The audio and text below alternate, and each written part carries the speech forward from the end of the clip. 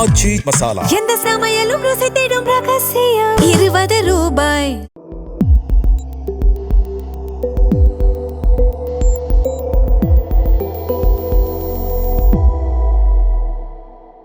தமிழ் தடம் நேயர்களுக்கு வணக்கம். இன்றைய நேர்காணலில் நம்மோடு இணைந்திருப்பவர் ஊடகவியலாளர் திரு கெப்ரியல் தேவதாஸ் அவர்கள். சார் வணக்கம். வணக்கம் சார். விஜய் அவர்கள் தேர்தல் பிரச்சாரத்தின் போது நிறைய இலவசங்கள் அறிவிச்சிருந்தாங்க. அது எல்லாமே ட்ரால் செய்யப்பட்டுச்சு. இதெல்லாம் எப்படிப்பா முடியும், தங்கம் எப்படி கொடுக்க முடியும், பஸ் எல்லாருமே எப்படி ஃப்ரீயா கொடுக்க முடியும் அப்படின்ற மாதிரி சொல்லிட்டு 6 சிலிண்டர் இதெல்லாம் ரொம்ப ட்ரால் செய்யப்பட்டுச்சு. ஆனா இப்போ ஆட்சிக்கு 3 மாசத்துல நாங்க இதெல்லாமே செஞ்சு காட்டிட்டோம் அப்படின்ற மாதிரி அவங்க இன்னைக்கு திட்டங்கள் எல்லாம் அறிவிச்சிருக்காங்க. அதுல கொஞ்சம் ரெஸ்ட்ரிக்ஷன்ஸ் இருக்கு, இருந்தாலும் நாங்க போக போக நாங்க இதெல்லாம் முழுமையா கொண்டு வரோம் அப்படின்ற மாதிரி சொல்லியிருக்காங்க. ஸோ எப்படி பாக்குறீங்க? ஸோ முதல்ல தாவேக்கா எல்லாத்தையுமே செஞ்சுட்டாங்களா, சொன்னதெல்லாம் கரெக்டாக செய்கிறாங்களா, சொன்னதெல்லாம் கரெக்டாக செய்யலைன்னா எந்த அளவுக்கு கரெக்டாக செஞ்சுருக்காங்க, அந்த விஷயங்கள் நம்ம செகண்ட் டிஸ்கஸ் பண்ணுவோம்.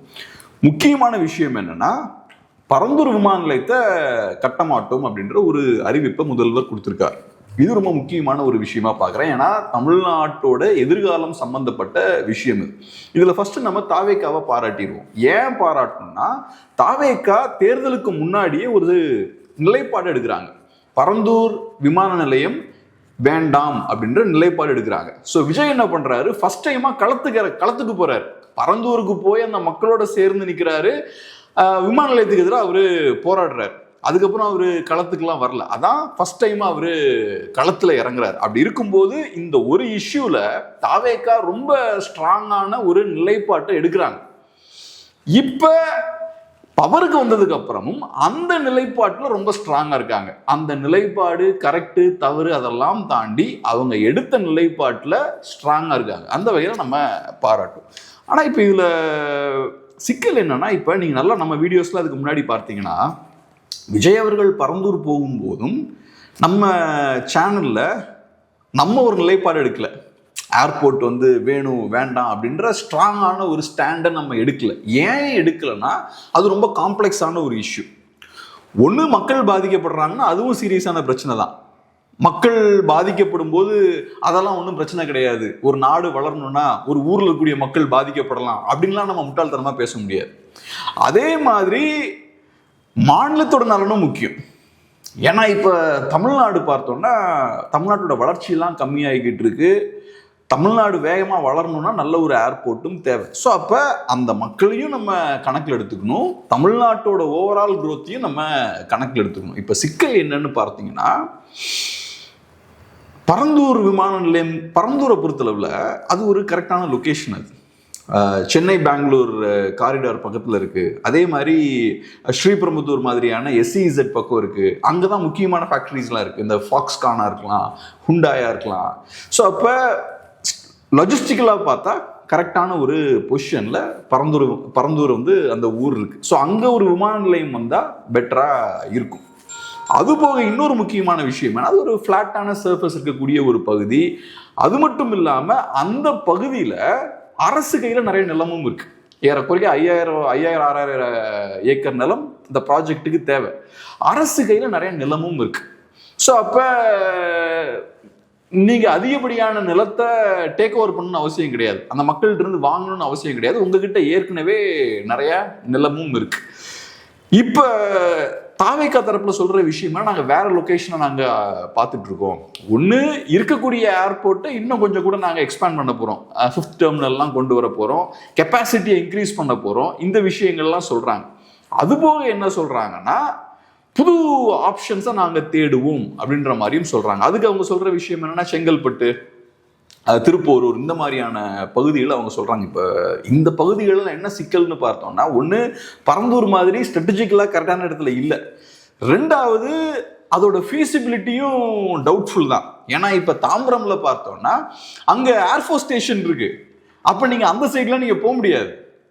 தாவேக்காரங்க நிறைய நேரங்களில் பார்த்தோன்னா அசம்பிளியில் சும்மா சொல்கிற விஷயங்களை அவங்களுக்கு வாய்க்கு வந்தது சொல்லிட்டு போயிடுவாங்க.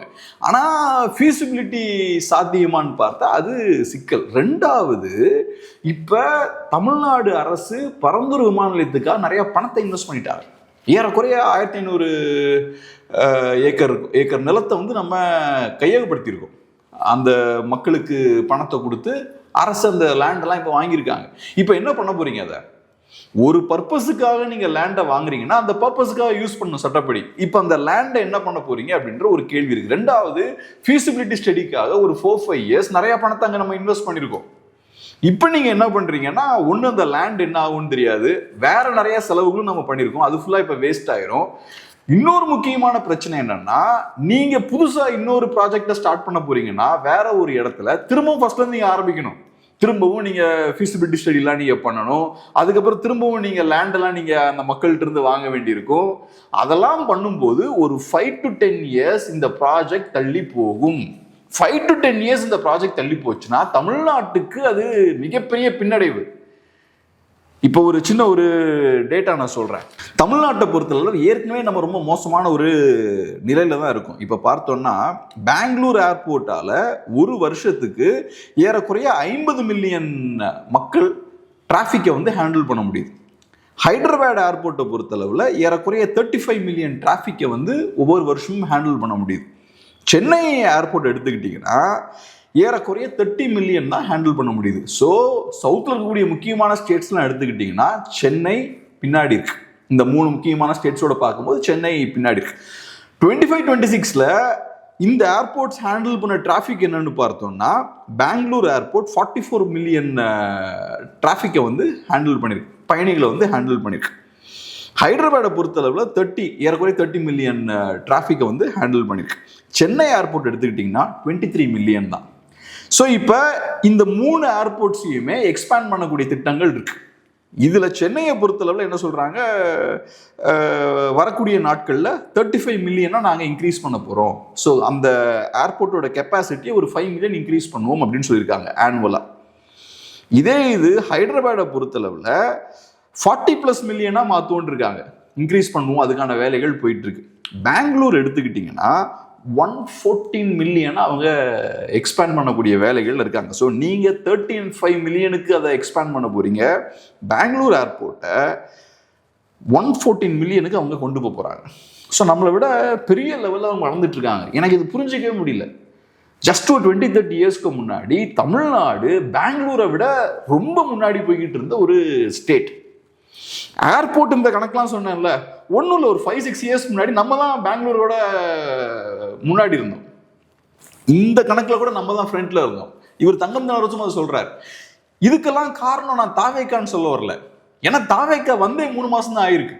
ஸோ பெங்களூரை இவ்வளவு தூரத்துக்கு நீங்க முன்னாடி போக விட்றீங்கன்னா தமிழ்நாடு சரியா பெர்ஃபார்ம் பண்ணல. தமிழ்நாடு சரியா பெர்ஃபார்ம் பண்ணலன்னா திராவிட கட்சிகள்லாம் அதுக்கு பொறுப்பேற்கணும். குறிப்பா இந்த லாஸ்ட் 10 வருஷங்கள்ல சரியா பெர்ஃபார்ம் பண்ணல.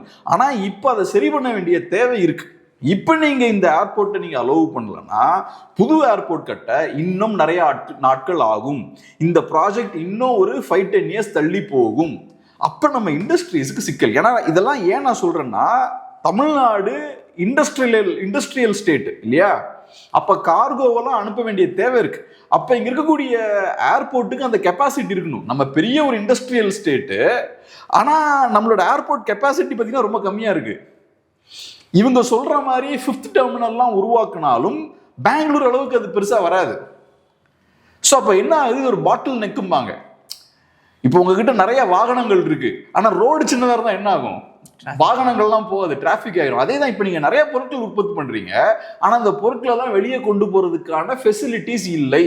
அதனாலதான் இப்ப சிஐஐ எல்லாம் பார்த்தோம்னா அவங்க அச்சம் தெரிவிக்கிறாங்க. இப்ப நம்ம இந்த ப்ராஜெக்டை விட்டாச்சுன்னா திரும்ப புது ப்ராஜெக்ட், ஃபீசிபிலிட்டி ரிப்போர்ட், அது இதெல்லாம் பார்த்து எடுத்து லேண்டெல்லாம் அக்வயர் பண்ணி புது ப்ராஜெக்டை ஸ்டார்ட் பண்றதுக்கு இன்னும் ரொம்ப டைம் ஆகும். அது வரைக்கும் நம்ம தாக்கு பிடிப்போமா? ஸோ இப்போ சிக்கலான ஒரு சூழல்ல இருக்கும். அடிச்சோம் கவுழ்த்தோன்னு தாவேக்கா ஒரு ஸ்டாண்ட் எடுத்துட்டாங்க எலெக்ஷனுக்கு முன்னாடியே. இப்போ ரிவர்ஸ் போனால் அசிங்கம், கண்டிப்பாக கேவலப்படுத்துவாங்க. என்னெல்லாம் பேசுனீங்க, அங்கே களத்துக்குலாம் போனீங்க, இப்போ நீங்கள் பவருக்கு வந்து ரிவர்ஸ் போறீங்களேன்னு கெட்ட பேர் உங்களுக்கு கிடைக்கும். இது 27,000 crore project, around 27,000-28,000 crore project. So இப்போ தாவேக்காவை பொறுத்தலாம் ஸ்ட்ராங்கான ஸ்டாண்ட் எடுத்துட்டாங்க. ஆனால் இதனால இப்போ தமிழ்நாட்டுக்கு கண்டிப்பாக பாதிப்பு வரும். ஒசூர் ஏர்போர்ட்டும் இப்போ கொண்டு வர முடியாத சூழ்நிலை இருக்க போது. ஏன்னா ஒசூரில் பிளான் பண்ணிட்டு இருந்தாங்க ஏர்போர்ட் கொண்டு வரணும் அப்படின்னு சொல்லிட்டு, அது ஆந்திராவுக்கு போயிடுச்சு அப்படின்ற மாதிரியும் ஒரு குற்றச்சாட்டு கேட்குறாங்க. ஸோ இப்படி ஏகப்பட்ட சிக்கல்கள் இருக்குது. உங்களுக்கு இண்டஸ்ட்ரியல் க்ரோத் வேணும்னா உங்களுக்கு பெரிய ஏர்போர்ட் கண்டிப்பாக அவசியம். நல்ல கனெக்டிவிட்டி இருக்கணும், உற்பத்தி பண்ணக்கூடிய பொருட்களை ஈஸியாக மற்ற இடங்களுக்கு கொண்டு போகிறதுக்கு தேவையான ஃபெசிலிட்டிஸ் இருக்கணும். இந்த விஷயங்களை திராவிட கட்சிகள் இதுக்கு முன்னாடியே பண்ணியிருக்கணும். அவங்க கோட்டை விட்டுட்டாங்க.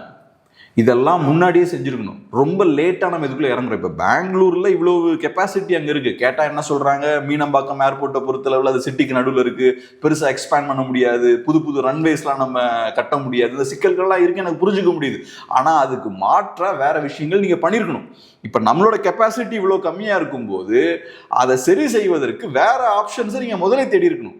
ஆனால் நீங்கள் அதெல்லாம் தேடாமல், இல்லைன்னா உங்கள்கிட்ட கேட்டால் நீங்கள் காரணங்கள் சொல்லுவீங்க. நாங்கள் கட்டலான்னு முயற்சி பண்ணால் நீங்கள் எங்களை கட்ட விடலை, நீங்கள் போராடினீங்க, உங்களால தான் தள்ளி போச்சு, இப்படிலாம் நிறையா சொல்லுவீங்க. பட் அதெல்லாம் கடந்து நீங்கள் சரி பண்ணியிருக்கணும் அதை. ஏன்னா நீங்கள் தான் பொறுப்பில் இருந்திருக்கீங்க இவ்வளோ நாளாக. இப்போ இவங்க வந்ததுக்கப்புறம் இவங்க இதெல்லாம் சரி பண்ணுவாங்கன்னு பார்த்தோம்னா இவங்களும் சரி பண்ண மாட்டேங்கிறாங்க. ரைட்டு, பரந்தூர் விமான நிலையத்தை நீங்கள் கட்ட மாட்டோம்னு சொல்லிட்டீங்க. இப்போ அதுக்கு ஆல்டர்னேட்டாக நீங்கள் என்ன சொல்கிறீங்கன்னா, நாங்கள் 5th டெர்மினல் கொண்டு வருவோன்றீங்க, இருக்கிற கெப்பாசிட்டி இன்க்ரீஸ் பண்ணுன்றீங்க. ஆனால் அதுக்கான பெரிய ஸ்கோப்பும் இல்லை. மீனம்பாக்கம் ஏர்போர்ட்டை பெருசாக எக்ஸ்பேண்ட் பண்ணுறதுக்கான ஸ்கோப் இல்லை. ஸோ நீங்கள் கெப்பாசிட்டியை பெருசாக இன்க்ரீஸ் பண்ண முடியாது. அப்போ உங்களுக்கு இருக்கிற ஆப்ஷன் இன்னொரு புது ஏர்போர்ட்டை கட்டணும். புது ஏர்போர்ட்டை கட்டுறீங்கன்னா அது நாட்கள் ஆகும். அப்போ அது வரைக்கும் நம்ம இண்டஸ்ட்ரீஸ் அடி வாங்கும். ஏற்கனவே நம்ம இண்டஸ்ட்ரீஸ் நிறைய பாதிப்பை ஃபேஸ் பண்ணிட்டு இருக்கு. நம்ம பின்னாடி போய்கிட்டே இருக்கோம் இப்போ. ஸோ அதனால இக்கட்டான ஒரு சூழல்ல இருக்கும். சர்வதேச அளவுலையும் நிறைய சிக்கல்கள் இப்போ நமக்கு இருக்கு. நான் ஏற்கனவே நம்ம பேசியிருக்கோம். ஏஐலாம் வந்ததுக்கப்புறம் நிறைய குழப்பங்கள் இப்போ சர்வதேச அளவில் வந்துட்டு இருக்கு. அது தமிழ்நாட்டிலையும் ஜாப் மார்க்கெட்டில் பெரிய பாதிப்புகளெல்லாம் ஏற்படுத்த போகுது. இண்டஸ்ட்ரியல் செக்டாரை பெருசாக அஃபெக்ட் பண்ண போகுது. அப்படி இருக்கும்போது நீங்கள் அக்ரெசிவாக சில காரியங்களை செய்யணும். இப்போ நம்ம கிளியராக பார்த்துட்டு இருக்கோம். வரக்கூடிய நியூஸ்லாம் பார்க்கும்போது முக்கியமான இன்வெஸ்ட்மெண்ட்ஸ்லாம் ஆந்திராவுக்கு போகுது, கர்நாடகாவுக்கு போகுது, இங்கே வர வேண்டிய சில இன்வெஸ்ட்மெண்ட்ஸ்லாம் அங்கே போகுது. அப்போ இதெல்லாம் பார்ப்பாங்கல்ல அவங்க. நம்ம தமிழ்நாட்டுக்கு போகணுன்னா இந்த ஃபெசிலிட்டிஸ்லாம் இருக்கான்னு பார்த்து தான் வருவாங்க. அப்போ அதெல்லாம் அக்ரெசிவாக டெவலப் பண்ணணும். இது ரொம்ப முக்கியமான இக்கட்டான ஒரு காலகட்டம். ஆனால் தாவேக்காவை பொறுத்தளவில் அவங்களுக்கு ரீல்ஸ் ரொம்ப அவசியம். நாங்கள் ஜெயிச்சுக்கிட்டு இருக்கோன்றதை அவங்க காட்டணும். நாங்கள் தான் ஸ்கோர் பண்ணிகிட்டு இருக்கோம். நிஜமாவே ஸ்கோர் பண்ணுறாங்களோ இல்லையோ. இப்போ நான் சொன்ன இந்த கதையெல்லாம், இந்த விஷயங்கள்லாம் தாவேக்கா நண்பர்களுக்கு தெரியாது. தாவேக்கா நண்பர்களை பொறுத்தவரை அவங்க வேற ஒரு உலகத்தில் வாழ்ந்துட்டு இருக்காங்க, ரீல்ஸை தட்டி விளையாண்டுட்டு இருக்காங்க. ஆனால் இதெல்லாம் சிக்கல். உங்களுக்கு இன்னைக்கு 20 வயசு இருக்கும், நீங்கள் ரீல்ஸ் வச்சு ஜாலியாக இருப்பீங்க. ஆனால் உங்களுக்கு 30 வயசு ஆகும்போது உங்களுக்கு தெரியும். நீங்கள் நினைப்பீங்க நம்ம கஷ்டப்பட்டு வேலை பார்க்குறோமே, ஆனால் உங்களுக்கு growth இருக்காது. ஏன் நீங்கள் கஷ்டப்பட்டு வேலை பார்த்தாலும் growth இருக்காது? ஏன்னா நம்ம நாட்டோட பொருளாதாரம் வளராது, தமிழ்நாட்டோட பொருளாதாரம் வளராது. தமிழ்நாட்டோட பொருளாதாரம் வளரல, புது புது இண்டஸ்ட்ரீஸ்லாம் உள்ள வரலன்னு என்ன ஆகும்? நீங்க என்னதான் உழைச்சாலும் இருக்கிற இடத்துல தான் இருப்பீங்க. புது புது நிறுவனங்கள் இன்வெஸ்ட்மெண்ட்ஸ்லாம் வரும்போது தான் உங்களுக்கு growth இருக்கும். காம்படிஷன் இருக்காதுன்னு சொல்லுவாங்க. காம்படிஷன் அதிகமாக இருக்கும், வாய்ப்புகள் இருக்காதுன்னா இருக்கக்கூடிய கொஞ்சம் வாய்ப்புகளுக்கு அதிகமான காம்படிஷன் இருக்கு. இப்போ எனக்கு நல்லா ஞாபகம் இருக்கு, நான் மீடியாவுக்குள்ள வரும்போது அந்த டைம்ல தான் ஏகப்பட்ட டிவி சேனல்ஸ் வந்தது. அப்போ பார்த்தோன்னா நீங்கள் எப்படியோ ஒரு வேலையை எடுத்துடலாம். அதே மாதிரி ஓரளவுக்கு எக்ஸ்பீரியன்ஸ் இருக்குன்னா உங்களுக்கு நல்ல சம்பளம் கொடுப்பாங்க. ஈஸியாக 50-60,000 ரூபாய் ஈஸியாக வாங்கிடலாம். இந்த 2009-10 இந்த காலகட்டத்திலலாம் நிறைய சேனல்ஸ்லாம் வருது. நியூஸ் சேனல்ஸ்லாம் அப்போ தான் பூம் ஆக ஆரம்பிக்குது. அதுக்கப்புறம் என்ன ஆகுது, இப்போ டெலிவிஷன் இண்டஸ்ட்ரியில் சம்பளம்லாம் ஸ்டாக்னன்ட் ஆயிடுச்சு. நிறையா சேனலில் காசு கொடுக்க மாட்டேங்கிறாங்க, கேட்டால் வேற இடத்துக்கு போங்கன்றாங்க. என்ன மாறிடுச்சு, இப்போ புது புது சேனல்ஸ் வரல, அந்த இண்டஸ்ட்ரி பூம் ஆகலை, டெவலப் ஆகலை. அந்த இண்டஸ்ட்ரி பூம் ஆகும்போது ஒவ்வொருத்தரும் போட்டி போடுவான். இவனை உள்ள இழுக்கிறதுக்கு அவனை உள்ள இழுக்கிறதுக்கு போட்டி போடுவான். அப்போ அவன் சம்பளம் இன்க்ரீஸ் ஆகும். இண்டஸ்ட்ரி பூம் ஆகலைன்னா உங்களுக்கான தேவை இருக்காது. ஸோ உங்களோட சேலரி கம்மியாயிரும். அப்புறம் முதலாளி ஒரு பாயிண்ட்ல பார்க்குறான், இவனுக்கு எதுக்கு நம்ம சம்பளம் கொடுக்கணும், இவனை தூக்கி போட்டால் இன்னொருத்தனை வச்சு நம்ம ரிப்ளேஸ் பண்ணிடலாம். ஸோ அப்போ கம்மி சம்பளத்திலே வேலை பார்க்கலாம், இல்லைன்னா சம்பளமே கொடுக்காம வேலை வாங்கலாம். அந்த இடத்துக்கு போகிறாங்க. ஸோ அதனால இது ரொம்ப சீரியஸான மேட்டர். உங்களுக்கு தெரியாது என்ன நடந்துட்டு இருக்குன்னு. ஆனால் உங்களுக்கு வேலை கிடைக்காம இருக்கிறது, உங்களோட சம்பளம் பெரிய லெவலில் அதிகமாகாமல் இருக்கிறது, அதுக்கெல்லாம் காரணம் இதுதான், இண்டஸ்ட்ரியல் growth. அப்புறம் ஓவரால் எக்கானமி இப்போ ஸ்டாக்னேட் ஆகிட்டு இருக்கு தமிழ்நாட்டில். இதுக்கு நான் காரணம் தாவேக்கான்னு சொல்ல, ஆனால் இதை சரி பண்ண வேண்டிய பொறுப்பு தாவேக்காவுக்கு இருக்கு. அவங்க தான் இப்போ பவரில் இருக்காங்க. ஆனால் அதுக்கு தேவையான காரியங்களை அவங்க பண்ணுறாங்களான்னு கேட்டிங்கன்னா பண்ணவில்லை அப்படின்னு தான் நான் சொல்லுவேன். இப்போது அதே தாவேக்கா நீங்கள் சொல்கிறீங்க நிறைய இண்டஸ்ட்ரியல்ஸ்லாம் உள்ளே வராது, நிறைய வெளியே போகுது அப்படின்ற மாதிரி. இப்போ இண்டஸ்ட்ரீஸ் வரலை அப்படின்னா நம்மளோட எக்கனாமியும் பயங்கரமாக டவுன் ஆகும். இந்த சூழ்நிலையில் நிறையா இலவசங்களும் அறிவிச்சிருக்காங்க தாவேக்காவினர். ஸோ இதை எப்படி கொண்டு போக போகிறோம்? அதான் தாவேக்காவை பொறுத்தளவில் எலெக்ஷனில் ஜெயிக்கிறதுக்கு என்ன தேவை, நாம் பாப்புலராக இருக்கிறதுக்கு என்ன தேவை. விஜய் அவர்கள் பாப்புலராக இருந்து பழகினவர், அவர் ஒரு வெற்றிகரமான ஒரு ஆக்டர். இப்போ கருணாநிதி அவர்கள் எடுத்துக்கிட்டிங்கன்னா அவருக்கு தோல்வியை ஃபேஸ் பண்ணக்கூடிய அந்த பலம் உண்டு. அவர் பெரிய ஒரு வீழ்ச்சியை சந்திச்சாலும் அவர் இமேஜ் உடஞ்சாலும் அவர் கவலைப்பட மாட்டார். ஏன்னா அவர் ஒரு ப்ராப்பர் லீடர், அவர்கிட்ட ப்ராப்பரான ஒரு ஆர்கனைசேஷன் இருக்கு. விஜய் அவர்களை பொறுத்தளவில் அவர் ஒரு ஆக்டரா இருந்து வந்தவர். நம்ம இமேஜை பாதுகாக்கணும் அப்படின்ற ஒரு கவனம் அவருக்கு இருக்கு. அதனாலதான் அசம்பிளியில பேசும்போது அவரோட இமேஜ் எல்லாம் கரெக்டா மெயின்டைன் பண்றாரு. எல்லாரும் நம்ம கை தட்டணும், நம்ம ஒரு பாசிட்டிவான இமேஜை மெயின்டைன் பண்ணணும். அப்படி இருக்கும்போது அந்த இமேஜை நீங்க மெயின்டைன் பண்ணணும்னா இந்த இலவசங்கள்ல அவசியம். இப்ப இந்த இடத்துல தாவேக்கா ரிவர்ஸ் போறாங்கன்னு வச்சுப்போம். இல்லைங்க, இப்ப நாங்க பவருக்கு வந்துட்டோம், நிறைய பிரச்சனைகள் இருக்கு, பரந்தூர் விமான நிலையம் நமக்கு தேவைங்க அப்படின்ற நிலைப்பாடு எடுக்கிறாங்கன்னா அது தமிழ்நாட்டுக்கு நல்லதா இருந்தாலுமே விஜய் அவர்களோட இமேஜ் உடஞ்சு போயிடும். ஸோ இப்போ நான் எப்படி பார்க்குறேன்னா, விஜய் அவர்களோட இமேஜை காப்பாற்றுறதுக்காக ஒரு ஸ்டாண்ட் எடுத்திருக்காங்க அவங்க. ஏன்னா பெரிய மக்கள்னால உங்களை அக்கறை இருக்குன்னு நான் பார்க்க மாட்டேன். அப்படி பார்த்தா ஏகப்பட்ட மக்கள் தமிழ்நாட்டில் பாதிக்கப்பட்டு தான் இருக்காங்க. இப்போ தூய்மை தொழிலாளர்கள் பாதிக்கப்பட்டு தான் இருக்காங்க. அவங்கள நீ ஒன்றும் கண்டுக்கலையே. அப்போ அந்த மக்கள் மேலே மட்டும் என்ன ஸ்பெஷலாக உங்களுக்கு ஒரு பெரிய அக்கறை? அதெல்லாம் தாண்டி நம்ம இமேஜை நம்ம பாதுகாக்கணும். களத்துக்கு நம்ம போயிட்டோம், அந்த மக்களை சப்போர்ட் பண்ணிட்டோம், இன்னைக்கு ரிவர்ஸ் போனால் அசிங்கம். ஸோ அதனால அதை மெயின்டைன் பண்ணுறாங்க. ஸோ இப்போ அதுக்காக தான் இந்த இலவசங்களும் கொடுக்குறாங்க. அவங்கள பொறுத்தளவில் நிறைய அனௌன்ஸ்மெண்ட்டை கொடுக்கணும். அந்த மோதிரம், பிறக்கக்கூடிய குழந்தைகளுக்கு மோதிரம் அரசு ஹாஸ்பிட்டல்ஸில் அதுக்கு 800 கோடி ரூபா அலோகேட் பண்ணியிருக்காங்க. அது பெரிய பெரிய ஒன்றும் நீங்கள் சொன்னீங்கல்ல, செய்ய முடியாத விஷயங்களெல்லாம் ப்ராமிஸ் பண்ணிட்டாங்க, ட்ரால் பண்ணாங்கன்னு. இது செய்ய முடியாத விஷயம்லாம் கிடையாது. 800 கோடி ரூபாவை அலாட் பண்ணுறது கவர்மெண்ட்டுக்கு ஒன்றும் பெரிய சிக்கல் கிடையாது. அதே மாதிரி இப்போ சிலிண்டருக்கும் பார்த்தோம்னா 6 சிலிண்டர்னு சொல்கிறாங்க, 3 சிலிண்டர் தான் இப்போ கொடுப்போன்னு சொல்கிறாங்க. அப்போ அவங்க சொன்னது வேற, செய்கிறது வேற. அதே மாதிரி ஃபர்ஸ்ட் சொன்னது என்னன்னா, நாங்க 6 சிலிண்டர்களை எல்லாருக்குமே கொடுப்போம்னாங்க, எல்லா ஃபேமிலிஸுக்கும் 6 சிலிண்டர் கொடுப்போம்னாங்க ஒரு வருஷத்துக்கு. ஆனா இப்போ என்ன பண்றாங்க, அதுக்கு லிமிட் செட் பண்றாங்க. நாங்க 2,50,000 ரூபாய்க்கு கீழே வருமானம் இருக்கக்கூடிய குடும்பங்கள் ஒரு வருஷத்துக்கு, அந்த குடும்பங்களுக்கு மட்டும்தான் நாங்க 3 சிலிண்டர் கொடுப்போம் அப்படின்ற மாதிரி சொல்றாங்க. அப்ப நீங்க சொன்னது வேற, செய்யறது வேற. இப்ப திமுக தானே பண்ணாங்க, நாங்க ஓல்ட் பென்ஷன் ஸ்கீம் கொண்டு வருவோம்னாங்க. கடைசியில் அதை பேரை மாற்றி அஷ்யூட் பென்ஷன் ஸ்கீம்னு மாற்றிக்கிட்டாங்க, அவங்க வசதிக்கு ஏற்ற மாதிரி. ஏன்னா ஓல்ட் பென்ஷன் ஸ்கீமை கொண்டே வர முடியாது. இவங்களுக்கும் அந்த சிக்கல் இருக்கு, தாவேக்காவுக்கும் இந்த சிக்கல்லாம் வரும். ஏன்னா நீங்களும் ப்ராமிஸ் பண்ணிட்டீங்க ஓல்ட் பென்ஷன் ஸ்கீம்லாம் கொண்டு வர போறோம்னு. இப்போ இருக்கக்கூடிய அஷ்யூட் பென்ஷன் ஸ்கீமுக்கும் பட்ஜெட்டை காலி பண்ணிட்டீங்க, அலகேட் பண்ணல. அப்போ உங்களுக்கும் இந்த சிக்கல்லாம் வரும். இப்போ அதெல்லாம் செய்யும் போது தான் உங்களுக்கு பெரிய லெவலில் பணம் தேவைப்படும். ஓல்ட் பென்ஷன் ஸ்கீம் கொண்டு வரணும்னா பெரிய லெவலில் அதுக்கு பணம் தேவை. அதே மாதிரி மாசம் 2,500 ரூபா கொடுக்கணும்னா அதுக்கும் பெரிய அளவுல பணம் தேவை. ஏன்னா மாசம் 2,500 ரூபா ஒரு குடும்பத்துக்கு கொடுக்குறீங்கன்னா ஒரு வருஷத்துக்கு எவ்வளவு ஆச்சு? 30,000 ரூபா ஆச்சு. 30,000 ரூபா நீங்க எப்படி ஒரு வருஷத்துக்கு கொடுப்பீங்க? இப்ப கேஸ் சிலிண்டர் 3 கொடுக்குறீங்கன்னா ஒரு வருஷத்துக்கு 3,000 ரூபா தான் ஒரு குடும்பத்துக்கு செலவாகும். அப்ப நீங்க 2,500 ரூபா கொடுக்கணும்னா எக்ஸ்ட்ரா 10 மடங்கு பணம் அதிகமாக தேவை. சரி, ஏற்கனவே ஒரு 1,000 ரூபா கொடுக்குறாங்க, நீங்க எக்ஸ்ட்ரா 1,500 ரூபா தான் கொடுக்க போறீங்க. அப்படி பார்த்தா கூட 12,500 ரூபா எக்ஸ்ட்ரா தேவை மாசம் மாசம் ஒவ்வொரு குடும்பத்துக்கும்.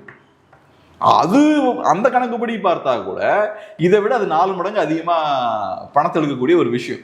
அது மட்டும் இல்லாம போய்கிட்டே இருக்கும், அது மாசம் மாசம் கையில இருந்து பணம் போய்கிட்டே இருக்கும். ஸோ இந்த மாதிரியான சிக்கல்கள்லாம் இருக்கு. இவங்களை பொறுத்தளவுல இவங்க அப்படியே திராவிட கட்சிகள் செய்ததை அப்படியே பண்ணிட்டு இருக்காங்க. பாப்புலரா இருக்கிறதுக்கு என்னெல்லாம் செய்யணும் அதெல்லாம் செய்யறாங்க. இது ஒரு பாப்புலர் கவர்மெண்டா இருக்க ட்ரை பண்றாங்க. மக்கள்கிட்ட நம்ம கைதட்டு வாங்கணும்.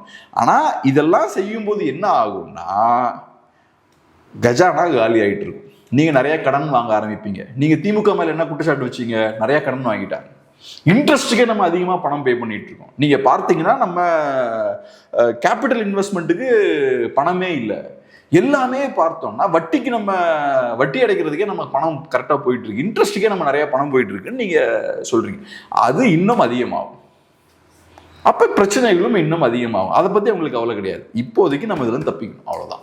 இப்போ பேருந்துகள் எல்லாம் பார்த்தீங்க அப்படின்னா பிரைவேட்டை நோக்கி போகுது அப்படின்ற மாதிரியான ரூமர்ஸோ செய்தியோ வந்துகிட்டு இருந்துச்சு. ஸோ இந்த சூழ்நிலையில் பேருந்துகள் மகளிருக்கு ஃப்ரீ அப்படின்ற மாதிரி சொல்லியிருக்காங்க. ஸோ இதனால் 6,000 கோடி ரூபாய் நாங்கள் வருஷத்துக்கு ஒதுக்க போகிறோம் அப்படின்ற மாதிரி சொல்கிறாங்க. ஸோ இதே எப்படி சாத்தியமா? ஏன்னா இப்போது ஆல்ரெடி அது டிரான்ஸ்போர்ட்டேஷன் நஷ்டத்தில் போயிட்டு இருக்கும்போது இன்னும் கூடுதலாக 6,000 கோடி அப்படின்னும் போது கூடுதலாக நஷ்டம் வரும். ஈபிக்கு அதே மாதிரி தான். நீங்கள் எக்ஸ்ட்ரா ஃப்ரீ யூனிட்ஸை இலவசமாக அறிவிச்சிங்கன்னா அப்போ டான்ஜெட்கோக்கு இன்னும் நஷ்டங்கள் அதிகமாகும். அப்புறம் கவர்மெண்ட் என்ன பண்ணும்? பணத்தை உள்ள பம்ப் பண்ணும்.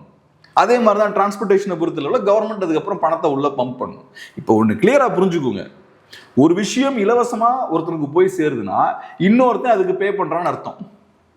இப்போ எனக்கு இபி பில் வந்து ஏறக்குறைய 20,000 ரூபா வருது. இப்போ நம்ம சில யூடியூபர்ஸ்லாம் வீடியோ போட்டிருக்காங்க, 60,000 ரூபா எங்களுக்கு இபி பில் வருது, சிலவங்க எங்களுக்கு 50,000 ரூபா வருதுன்னா பில் போடுறாங்க. ஸோ உங்களுக்கு இபி பில் அதிகமாகுதுன்னா வேற யாருக்கோ சேர்த்து நீங்க பே பண்ணிட்டு இருக்கீங்க. அரசு மக்கள்கிட்ட கைத்தட்டு வாங்குறதுக்காக நாங்கள் இலவசமாக குடிக்கிறோம் அப்படிம்பாங்க. இலவசமாலாம் கொடுக்கல, நான் பே பண்ணிட்டு இருக்கேன். இவங்க என்ன இவங்க ஏதோ இவங்க பாக்கெட்ல இருந்து காசு போடுற மாதிரி சொல்லுவாங்க. அப்படிலாம் போடல. நீங்க மாசம் 1000 ரூபாய் கொடுக்குறீங்கன்னா வேற ஒருத்தன் பாக்கெட்ல இருந்து அந்த 1000 ரூபாய் அங்க போய் சேருது. நான் வரி கட்டிட்டு இருக்கேன், அதிகமா இபி பில் அதிகமா பே பண்ணிட்டு இருக்கேன், டாக்ஸ் அதிகமா பே பண்ணிட்டு இருக்கேன். என்கிட்ட இருந்து ஏகப்பட்ட பணத்தை நீங்க உறிஞ்சு எடுக்கிறீங்க. அப்புறம் டாஸ்மார்க் வழியா நிறைய பணத்தை உறிஞ்சு எடுக்கிறீங்க. அதெல்லாம் பச்சையா மொட்டை தான் அடிக்கிறீங்க மக்களை. அப்புறம் அதெல்லாம் பண்ணிட்டு என்ன பண்றீங்க, இன்னொருத்தனோட பாக்கெட்ல இந்த பணத்தை வைக்கிறீங்க. ஸோ சிம்பிள் லாஜிக், இங்க இருந்து ஒரு 500 ரூபா எடுக்கணும், அப்புறம் இன்னொருத்தன் பாக்கெட்ல அந்த 500 ரூபா வச்சிடணும். இதுக்கு என்ன பெரிய அறிவாளித்தனம் தேவை? அதான் சொல்ல வரேன். நீங்க சொன்னீங்க இல்லையா ஸ்டார்டிங்ல, செய்ய முடியாத காரியங்களையும் செய்து முடித்து விட்டார்கள். இதுக்கு பெரிய புத்திசாலித்தனம்லாம் ஒண்ணுமே தேவையில்லை. உங்க பாக்கெட்ல இருந்து காசை நான் எடுக்கிறேன், இன்னொருத்தன் பாக்கெட்ல காசை வைக்கிறேன். காசை எடுக்கும் போது சத்தமே இல்லாம சைலண்டா எடுப்பேன்.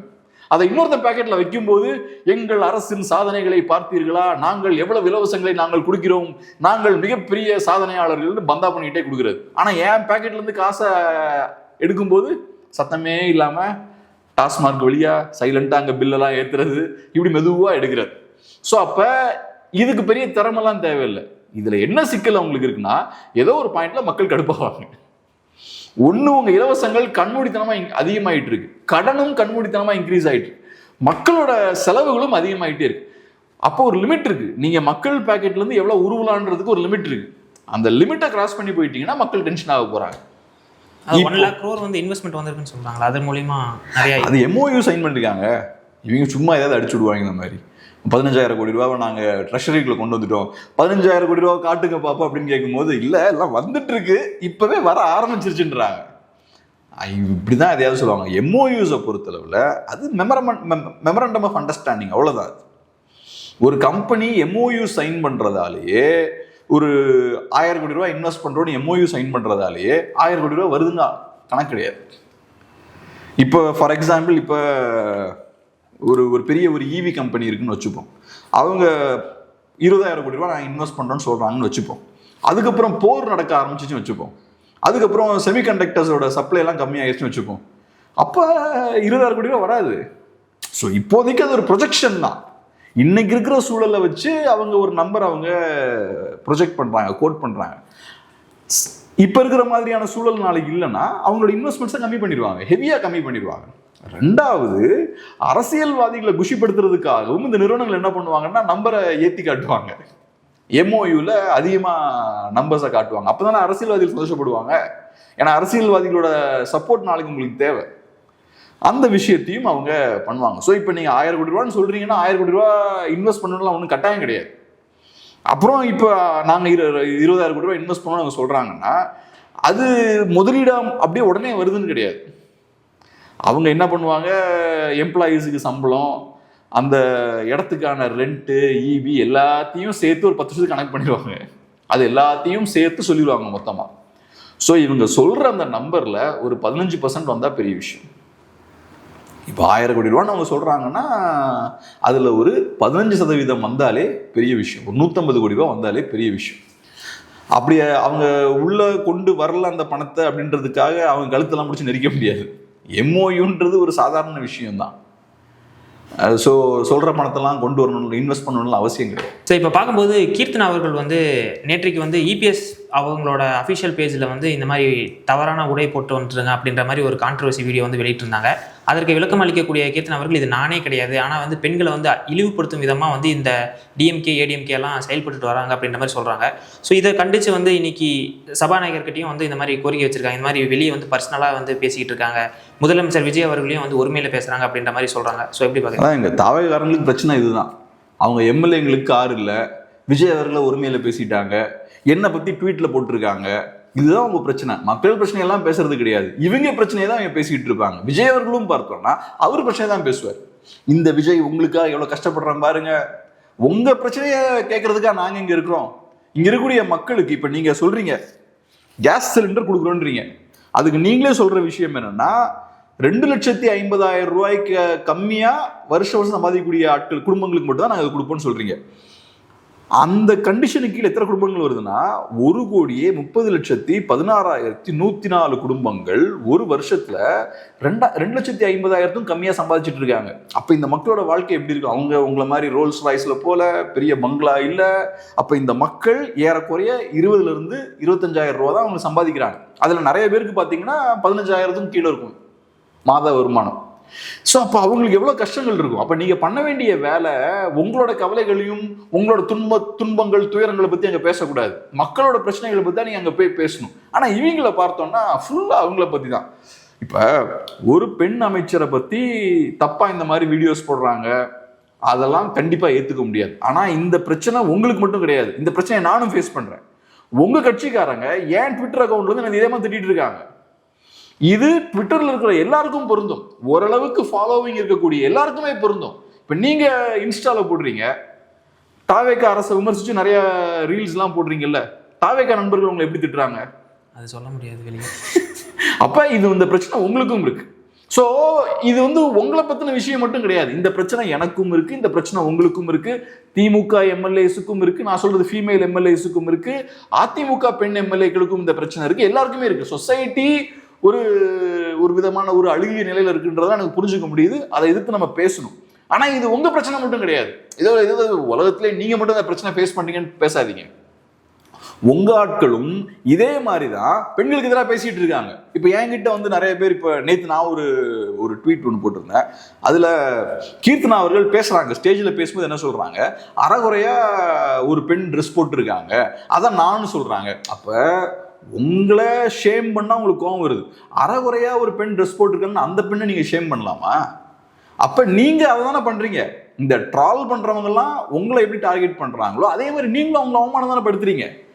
அதை கேட்டா நீ ஃபர்ஸ்ட் ஏன் இதுக்கு வாய் திறக்கல, ஃபர்ஸ்ட் ஏன் இதுக்கு வாய் திறக்கலன்னா தமிழ்நாட்டில் இது நடந்துட்டு இருக்கு. உங்களை மாதிரியான ஆட்கள் அதை பண்றாங்க. எல்லா பெண்களுக்கும் இந்த பிரச்சனை இருக்கு, ஆண்களுக்கும் இந்த பிரச்சனை இருக்கு. தாவேக்காவுக்கு எதிராக ஒருத்தன் பேசினான்னா வந்து கெட்டாத திட்டுறது. ஆஞ்சல் சம்பத் அவர்கள் ஸ்டேஜ்லேயே பேசுறாரு. ஆமா, அப்புறம் இந்த மாதிரியான குரூப் எல்லாம் எம்பவர் தான் ஆவாங்க. ஸோ அப்ப இந்த சிக்கல்கள் உங்களுக்கு மட்டுமே இருக்கக்கூடிய எக்ஸ்க்ளூசிவான பிரச்சனை இல்லை. இந்த பிரச்சனையை நீங்க பேசுறீங்கன்னா, சபாநாயகரே நான் இந்த மாதிரி பாதிக்கப்பட்டேன்னு பேசாதீங்க. பெண்களுக்கு எதிரான இந்த மாதிரியான ஒரு போக்கு இருக்கு, நானும் அதில் பாதிக்கப்பட்டுள்ளேன். நமது கட்சிக்காரர்களும் கூட, கட்சிக்காரர்கள்ன்ற விட நம்ம ஆதரவாளர்களும் கூட சில நேரங்களில் இதை பண்றாங்க, திமுக காரங்க அதிமுகங்களும் பண்றாங்க. இதை நம்ம சரி பண்ணணும். அதுக்கு சில சட்ட ரீதியான நடவடிக்கைகள் எடுக்க வேண்டிய தேவை இருக்கு. இது ஆக்கப்பூர்வமான பிரச்சனை. ஆனா நீங்க என்ன பண்றீங்க, நான் தான் இங்க விக்டிம், அவன் தான் வில்ல. அப்ப உங்களை ஹீரோவாங்க ப்ரொஜெக்ட் பண்ணி இந்த இஷ்யூவை யூஸ் பண்றீங்க. இப்ப நான் இதை வந்து பேசுனதே கிடையாது. நான் ஒவ்வொரு தடவையும் ட்வீட் போடும் போதும், நான் ஒரு தடவை வீடியோ போடும் போதும் உன் கட்சிக்காரங்க என்ன திட்ட தான் செய்யறாங்க. நான் அதை ஒன்றும் பெருசா பேசலையே. ஏன் பெருசா பேசலன்னு எனக்கு தெரியும். அப்படியே நான் அதை பேசினாலும் ஒட்டுமொத்தமா ஒரு மாற்றம் ஏற்படுவதற்கு தேவை என்னன்றதை நம்ம டச் பண்ணலாம். இல்ல ரொம்ப ஓவரா போச்சுன்னா மக்கள்கிட்ட நம்ம அதை முன்வைக்கலாம். ஆனா அசம்பிளியில போய் உட்கார்ந்துக்கிட்டு இதேதான் கனிமொழி பார்த்து அவங்க அதான் பேசிட்டு இருக்காங்க. இவங்க எல்லாமே அவங்களோட பிரச்சனை தான் முக்கியமான பிரச்சனை மாதிரி. ஸ்டேஜ்ல நின்றுட்டு அவங்க இன்னொரு எம்எல்ஏ, கனிமொழியில் ஒரு எம்எல்ஏ இருக்காங்களா தாவேக்கால், அவங்களும் ஏறக்குறைய இந்த விஷயம் பேசுறாங்க. என்ன அப்படி சொல்லிட்டாங்க இப்படி சொல்லிட்டாங்க. உங்க பிரச்சனையை கேட்கறதுக்கான அங்க இருக்கும். எங்க பிரச்சனையை சரி பண்றதுதான் உங்களை மக்கள் அங்க அனுப்பியிருக்காங்க. மக்கள் பிரச்சனையை பத்தி பேசுங்க, மக்களுக்கு என்ன சிக்கல்ன்றதை பாருங்க. இவ்வளவு மோசமா இருக்கு. எனக்கே ஆச்சரியமா இருக்கு. 1,30,00,000 பேருக்கு மேல அவங்க 2 லட்சம் ரூபா கூட சம்பாதிக்க மாட்டேங்கிறாங்க ஒரு வருஷத்துல. இவ்வளவு குடும்பங்கள், அது ஃபேமிலி 2 பேர். ஆமா, 2 கோடி பேருக்கு மேல இங்க. ஆமா, அப்ப 1,30,00,000ன்னா ஒரு 2.25 கோடி மக்கள். அது மினிமம் 2.25 கோடியிலிருந்து 3.4 கோடி வரைக்கும் நீங்க கொண்டு போகலாம். அப்ப இவ்வளவு பெரிய சிக்கல் இருக்கு. இதெல்லாம் உட்கார்ந்து பேசாம உங்க பிரச்சனை தான் இங்க உங்களுக்கு பெருசா தெரியுது.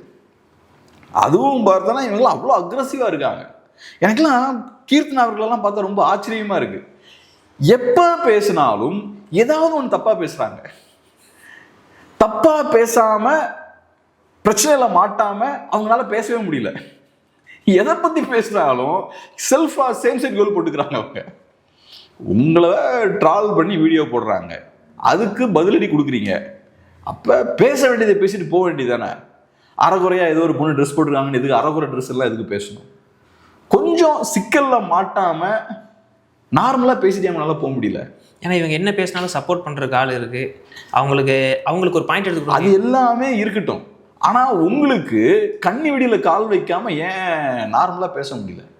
நீங்க ஏன் ஒவ்வொரு தடவையும் பேசும்போது உங்களுக்கே பிரச்சனையை ஏற்படுத்தி விட்டு போறீங்க? ஒவ்வொரு தடவையும் இப்படிதான். ஸ்கூலுக்கு போறீங்க, ஸ்கூலுக்கு போய் நீங்க என்ன பண்றீங்க, இன்ஸ்பெக்ஷன் பண்றீங்க. அங்க போய் அங்க இருக்கக்கூடிய ஒரு குழந்தைகிட்ட போய் வந்து பேசுறீங்க. இங்கிலீஷ் தெரியுமான்னு கேக்குறீங்க, உங்களோட இங்கிலீஷ் திறமைகள்லாம் அவங்ககிட்ட காட்டுறீங்க. இப்படி பேசுனா பப்ளிக்ல நமக்கு கெட்ட பேர் வரும்ன்றது உங்களுக்கு புரியல. நீங்க ஏதோ பெரிய அங்க பவரை காட்டிட்டு இருக்கோம்னு நினைச்சு அந்த மாதிரி பண்ணிட்டு இருக்கீங்க. உங்களுக்கு ஏன் இந்த சாதாரண சிம்பிளான விஷயங்கள் தெரியல? ஒரு விஷயம் இருக்குன்னா, என் வாயிலிருந்து ஒரு வார்த்தை வருதுன்னா, சில நேரங்களில் நான் தப்பா பேசிட்டேன்னா உடனே நம்ம என்ன சொல்றோம், கட் பண்ணிருங்கன்னு சொல்றோம். ஸோ நமக்கே தெரியுது எதை பேசணும் பேசக்கூடாது. நம்ம டெய்லி பேசிட்டு இருக்கோம். நீங்களாம் எப்பயாவது தான் பேசுறீங்க, பிளான் பண்ணி யோசிச்சு ப்ரிப்பேர் பண்ணி தான் பேசுவீங்க. அப்படி இருக்கும்போது ஒன்று பேசுறோம்னா எது கரெக்டு எது தவறு, எதை பேசினா நமக்கு சிக்கல் ஆகும், எதை பேசினா நமக்கு சிக்கல் வராது, இதை ஏன் புரிஞ்சுக்கிறதுக்கு தேவையான அடிப்படையான புரிதல் ஏன் உங்களுக்கு இல்லை? அது ஏன் இல்லைன்னா, நீங்க எந்த பொலிட்டிக்கல் பேக்ரவுண்டும் இல்லாம உங்களோட சொந்தமான டேலண்ட்டை யூஸ் பண்ணி நீங்க பவருக்கு வரல. விஜய் உங்களை எல்லாத்தையும் ஆகி விட்டாரு. இவங்களை மட்டும் சொல்ல, எல்லாருமே அப்படிதான் சொல்றேன். இப்ப பாக்குறோம், பர்வேஸ்னு ஒரு அமைச்சர், அவர் புது நம்பர்லாம் சொல்றாரு. அந்த நம்பர்லாம் கேட்டால் ரஜினிகாந்த் அவர்கள் சொல்கிறப்ப நமக்கே தலை சுத்துது. எனக்கு ஒரு செகண்ட் எனக்கே நம்பர்லாம் குழம்பிருச்சு. 1,00,000 ஏதோ கோடிலாம் நம்ம சொல்கிறார். இவருக்கு நம்பரில் சிக்கல் இருக்கு, மரிய வில்சனுக்கு நம்பரில் சிக்கல் இருக்கு. அப்புறம் இவர் இந்த மீன்வளத்துறை அமைச்சர் எடுத்துக்கிட்டோம்னா அவரும் பார்த்தோன்னா ஒரு ஸ்கூலுக்கு போய் நம்பர்லாம் மாற்றி மாற்றி சொல்கிறாரு. அவரு 200 என்னமோ சொல்கிறாரு, அந்த டீச்சர் இல்லை 700ன்றாங்க, அதான் அப்படின்றாரு. ஸோ இந்த நம்பர்ஸ்லேயும் அவங்களுக்கு சிக்கல்கள்லாம் இருக்கு. ஸோ இதெல்லாம் காரணம் என்னன்னா, விஜய் அப்படின்ற ஒரு பெரிய ஆக்டர் இவங்க எல்லாத்தையும் சட்டசபைக்குள்ள கொண்டு வந்துட்டார். ஆனால் இவங்க எல்லாருமே குவாலிஃபைடான்னு பார்த்தோம்னா அப்சல்யூட்லி நாட். அதான் இங்கே சிக்கல். ஆனால் இப்போ இதெல்லாம் நம்ம டாலரேட் பண்ண வேண்டிய கட்டாயத்தையும் நம்ம தள்ளப்பட்டிருக்கோம். இவங்க பார்த்தோம்னா அவங்க பிரச்சனைகளே பேசிகிட்டு இருக்காங்க. இப்படி ஏதாவது குண்டக மண்டக ஏதாவது பேச வேண்டியது, அப்புறம் சோஷியல் மீடியாவில் ட்ரால் பண்ணுவாங்க. அதுக்கப்புறம் அதை ஒரு இஷ்யூ வந்து நீங்கள் அசம்பிளியில் பேசுகிறீங்க. உங்கள் பிரச்சனையை பேசுகிற இடம் இல்லை அசம்பிளி. தயவுசெய்து அதை புரிஞ்சுக்குவேன். பார்க்கல சார், நிறைய விஷயம் நம்மளால பார்த்துட்டீங்க. நன்றி.